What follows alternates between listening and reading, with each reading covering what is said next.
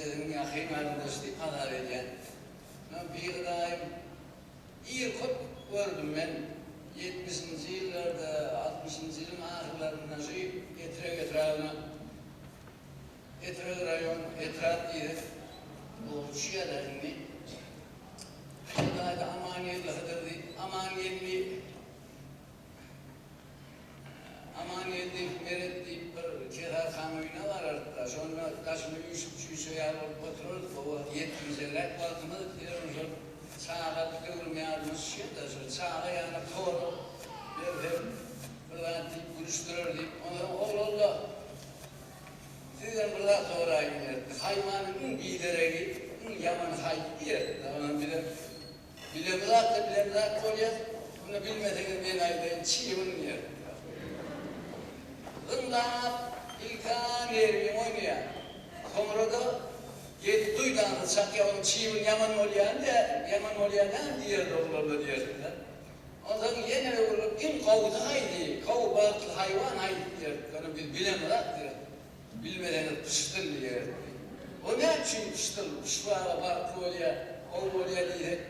O kuvartiyer aldı o ya diye. Fakat çok yazık yemeler vardı. Benim aşağılarımda mızraydıma ettiler.